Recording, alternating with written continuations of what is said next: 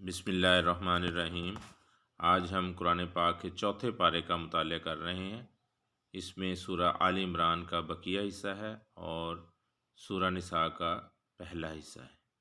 سورہ آل عمران کے بقیہ حصے میں 5 مضامین ہیں: خانہ کعبہ کے فضائل، باہمی جوڑ، امر بالمعروف و نہی عن المنکر، 3 غزوے، کامیابی کے 4 اصول۔ تو سب سے پہلے خانہ کعبہ کے فضائل کہ خانہ کعبہ سب سے پہلی عبادت گاہ ہے۔ اس میں واضح نشانیاں ہیں، جیسے حرم میں مقام ابراہیم، اور جو حرم میں داخل ہو جائے اسے امن سلام حاصل ہو جاتا ہے۔ دوسرے نمبر پر باہمی جوڑ ہے، اللہ تعالیٰ کی رسی کو مضبوطی سے تھامو اور تفرقے میں نہ پڑو۔ تیسرے نمبر پر امر بالمعروف و نہی عن المنکر، یہ بہترین امت ہے کہ لوگوں کی نفع رسانی کے لیے نکالی گئی ہے، بھلائی کا حکم کرتی ہے اور برائی سے روکتی ہے اور اللہ پر ایمان رکھتی ہے۔ پھر اس کے بعد 3 غزوے ہیں: غزوہ بدر، غزوہ احد، غزوہ حمراء الاسد۔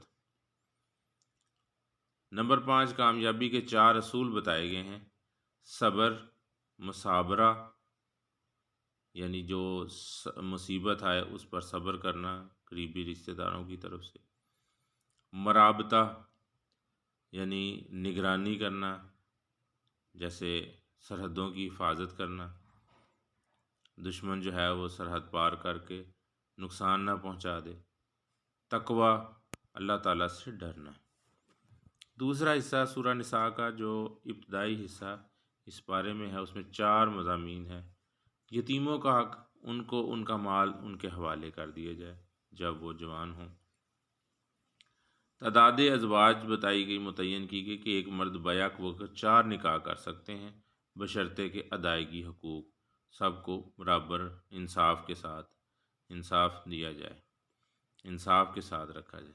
اگر انصاف نہیں کر سکو گے تو پھر ایک پر ہی اکتفا ہے۔ میراث، اولاد، ماں باپ، بیوی، کلالہ کے حصے بیان ہوئے، اس قید کے ساتھ کہ پہلی وصیت ادا کر دی جائے۔ پھر اس کے بعد محرم عورتوں کے بارے میں بتایا گیا کہ محرم عورتیں کون سی ہیں: مائیں، بیٹیاں، بہنیں، پھوپھیاں، خالائیں، بھتیجیاں، بھانجیاں، رضاعی مائیں، رضاعی بہنیں، ساس، سوتیلی بیٹیاں، بہویں، ان سے نکاح حرام ہے۔ اللہ تعالیٰ سے دعا ہے کہ اللہ تعالیٰ ہمیں قرآن پاک کو سمجھنے اور اس پر عمل کرنے کی توفیق عطا فرمائے۔ وما علینا الا البلاغ المبین۔